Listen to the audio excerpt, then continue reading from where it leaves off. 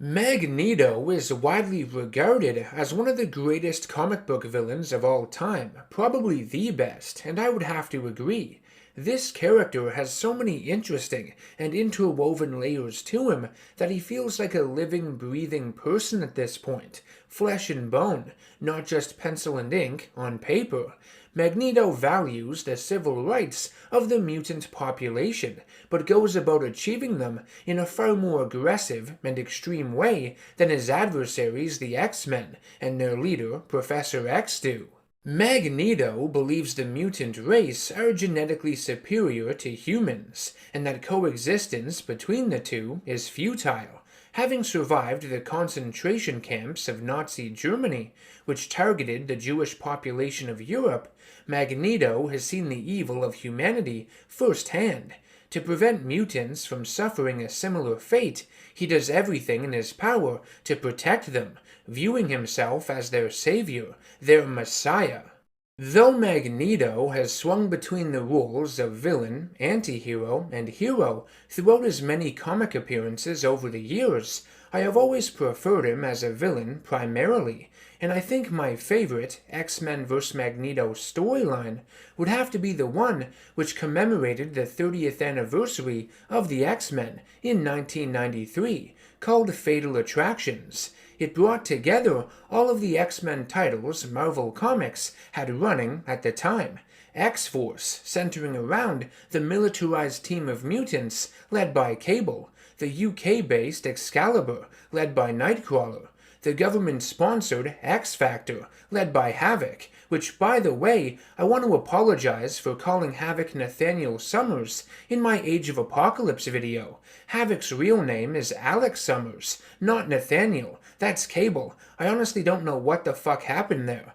And the final team brought into the fray was of course the X-Men themselves, who, during that period, had been divided into two separate squads, Blue, led by Cyclops, and Gold, led by Storm.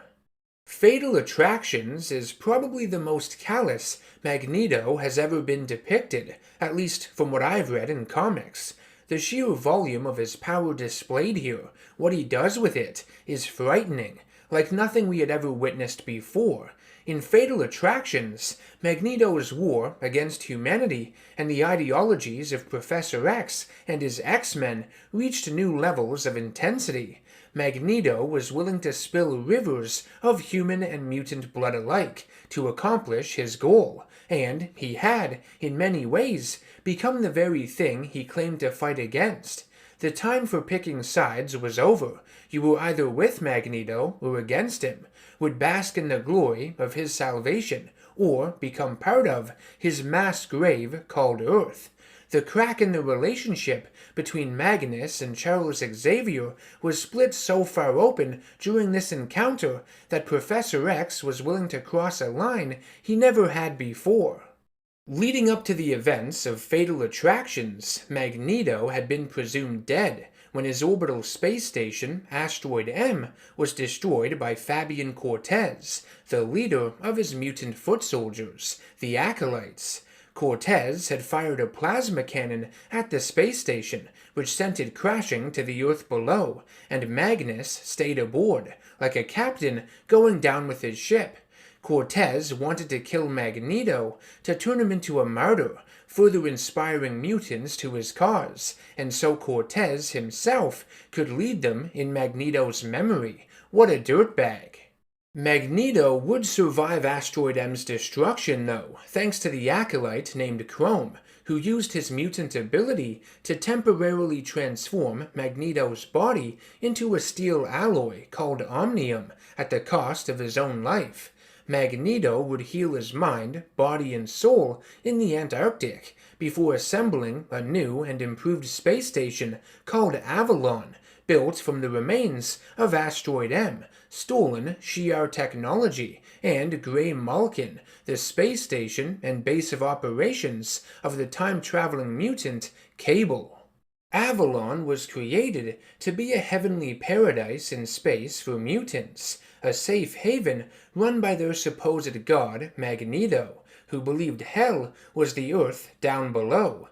Following the betrayal of Fabian Cortez, a mutant by the name of Exodus would find himself at Magneto's side and would be sent to Earth to retrieve more mutants who shared Magneto's ideals and offer them a place in his sanctuary. Exodus would confront the X-Force members Cannonball and Sunspot, who initially agreed to go with him to Avalon, but their leader Cable would track their signals and follow them to the space station with the other members of the team. Cable would learn that Avalon was his former base, Grey Malkin, upgraded with alien technology, and following a fight with Exodus, he would teleport Cannonball, Sunspot, and the rest of X-Force off the station, go to its central core, and retrieve the sentient computer program called Professor, and then set the entire station to explode. However, Magneto would learn of Cable's presence, stop the station's self-destruct sequence, and, after a brief battle with him, would use his powers to separate the two halves of Cable's body, leaving him a crumpled pile of flesh on the ground. So many people focus on what Magneto ended up doing to Wolverine at the end of this story that they seem to forget about what happened to Cable earlier on in it. It's probably due to Wolverine being more popular and recognizable, but I think what happened to Cable was just as brutal and graphic in my opinion. Thankfully, Cable does manage to survive this unpleasant ordeal. He teleports his body to the ship the X-Force were on, heading back to Earth, and with the help of some advanced technology, in combination with his telekinetic mutant abilities, he was able to restore his body's cybernetic components. Sometime later, on Earth, the X-Men gather to pay their respects at a funeral being held for Illyana Rasputin, the younger sister of Colossus, who had tragically died from the Legacy virus, a mutant plague released by the evil clone of Cable from the future named Strife. Colossus is devastated by the loss of his sister, rightfully so, and is furious at Professor X over Illyana's death.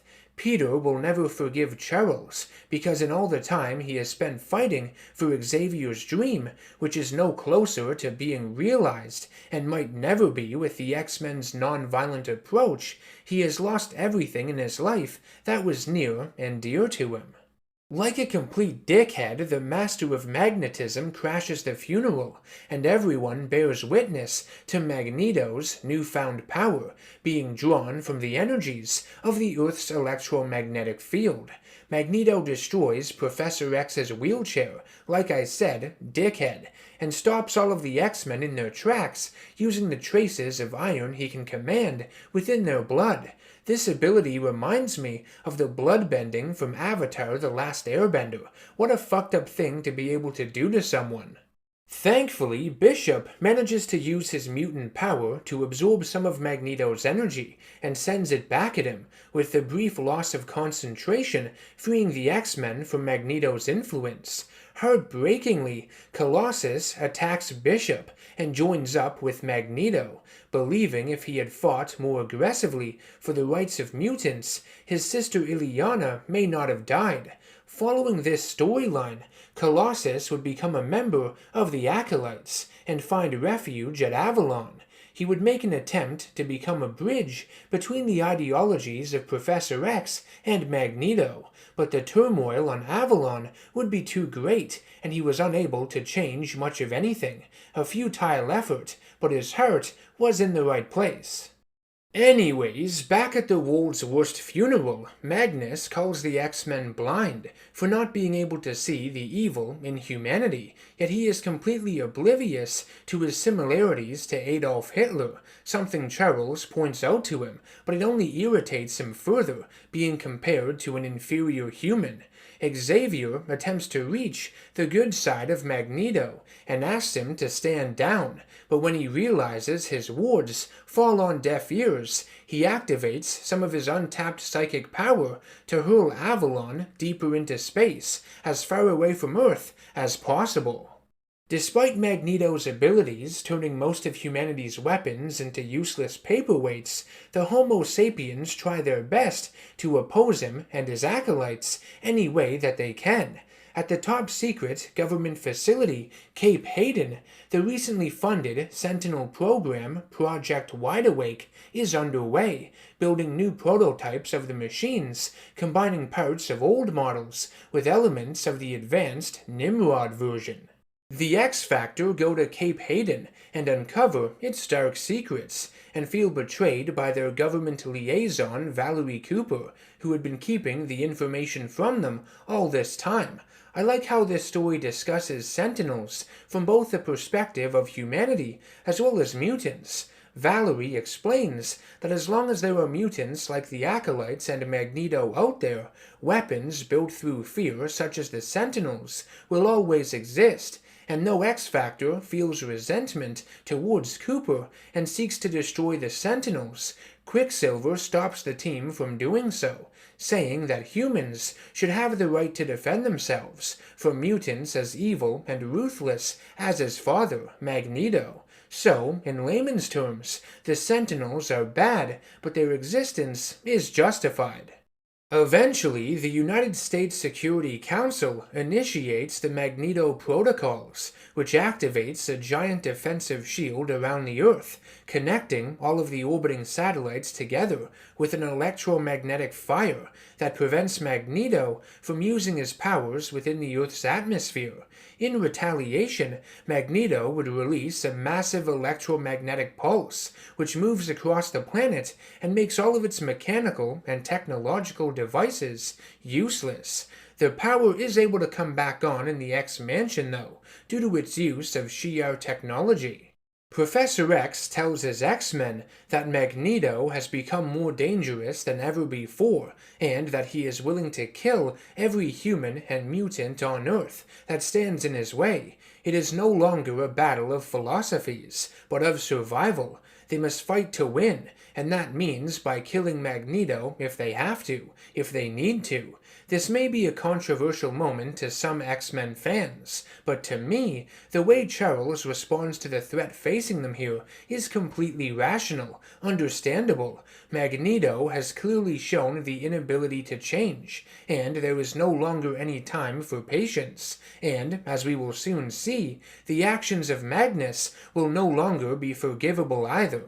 Professor X assembles a strike team consisting of himself, Jean Grey, Wolverine, Gambit, Quicksilver, and Rogue, and teleports them all to Avalon to finish this once and for all. Xavier puts on this awesome exoskeleton made up of Shi'ar technology and powered by a psionic energy that allows him to walk. Storm, Cyclops, and Beast all remain on Earth in order to keep the X-Men alive in the event that Charles doesn't make it back.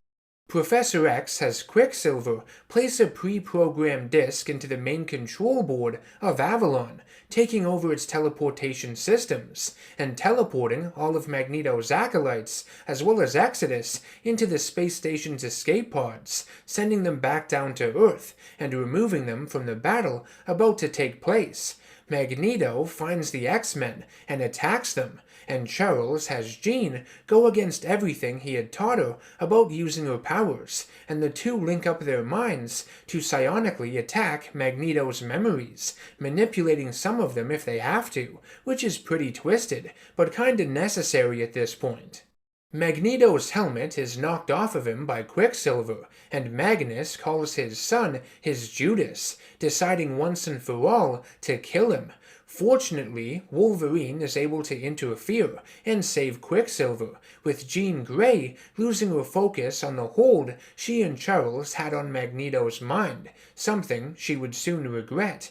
Having had enough of this tiresome battle he has fought with Wolverine time and time again, Magneto uses his power to liquefy the adamantium covering Logan's bones, and forcefully tears it out of his body, much to the horror of his teammates, his family, friends, and loved ones.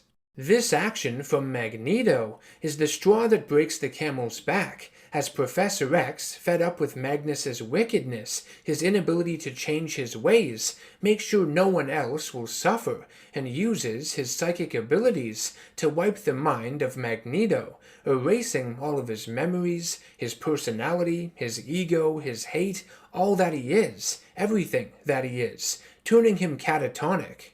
The immense physical trauma suffered by Wolverine would be too much for his mutant healing factor to contain. Because the damage was so widespread and not localized, his healing factor had become overloaded and wasn't working properly. Following his fight with Magneto, Logan's healing factor would be drastically weakened, forcing him to give up smoking, and the simple act of extending his claws within a Danger Room training sequence almost led to him bleeding to death, which was a gross visual.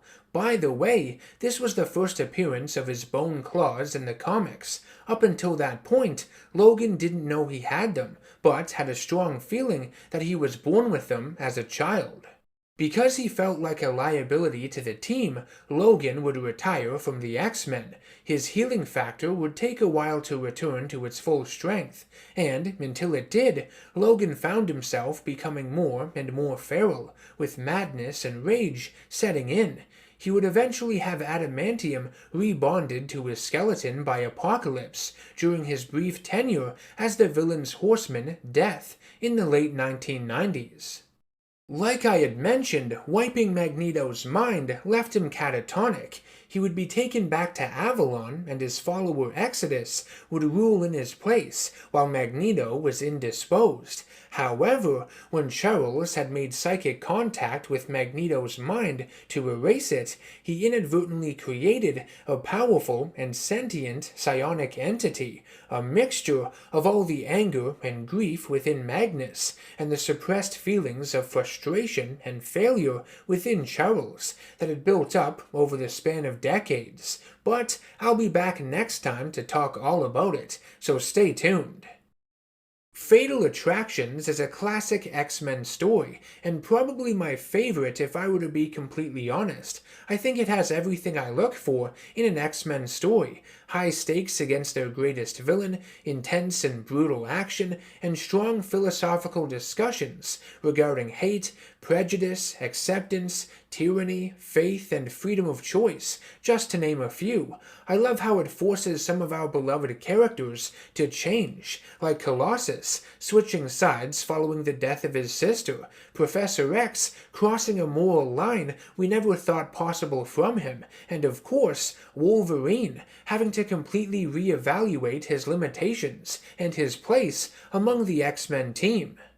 Fatal Attractions was the perfect crossover to celebrate the 30th anniversary of the X-Men, at a time that many could argue was their very best in comics. Reading this story again to review it for all of you reminded me how much I love these characters, how much I love X-Men stories, and I can't wait to review more of them in the future.